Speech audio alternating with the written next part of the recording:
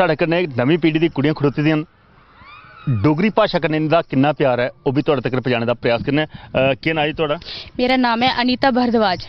अनीता जी अजकल तो लोग डोगरी कोला दूर हटते जा करदे ते मिगी लग्गेआ तुसीं कोई डोगरी गीत मिठा जिहा तैयार कीते दा। हाँ मिगी डोगरी बड़ी सोहनी लगदी है, मैं डोगरी गै बोलदी हाँ। कुदै भी जन्नी अगर जित्थै जरूरत पेई जा उत्थै ते बोलना पौंदी, लेकिन मैं डोगरी ज्यादा बोलदी हाँ। और केह्ड़ा गीत है जेह्ड़ा तुसें साढ़े चैनल वास्ते तैयार कीते दा? मैं कीता कि हिंदी अंग्रेजी कन्नै भावें जुड़ियो, डोगरी मखीर मिट्ठी नेईं छुड़ियो। सुनाओ फिर।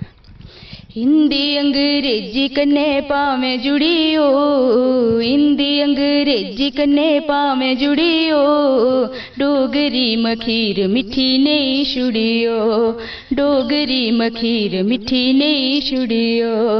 हिंदी अंग्रेजी कन्नै भावें जुड़ियो, हिंदी अंग्रेजी कन्नै भावें जुड़ियो, डोगरी मखीर मिट्ठी नेईं छुड़ियो, डोगरी मखीर मिट्ठी नेईं छुड़ियो। इन्हें पहाड़ें च इन्हें धारें च एक मानू इकला गा करदा, ये प्रीत ने छोड़ियो भाषा कन्नै इन्हें मानूएं गी समझा करदा। दोस्तों सचमुच सारे मानू गी अपनी संस्कृति सभ्यता ते भाषा कन्नै रूबरू जोड़ने के प्रयास दे विच अस थां थां ग्रां नवां तुप्पिए उत्थों की संस्कृति सभ्यता भाषा तुहाडे कन्नै सांझा करने। पर अज दी कड़ी अज दा अंक इत्थे गै संपन्न करने दे अस तुहाडे कोला आग्या चाहने। हाँ अगर तुस असेंगी अपना ग्रां सादा देना चाहते हो तो घैंटी मारी सकदे हो साढ़े इन्हें नंबरें पर।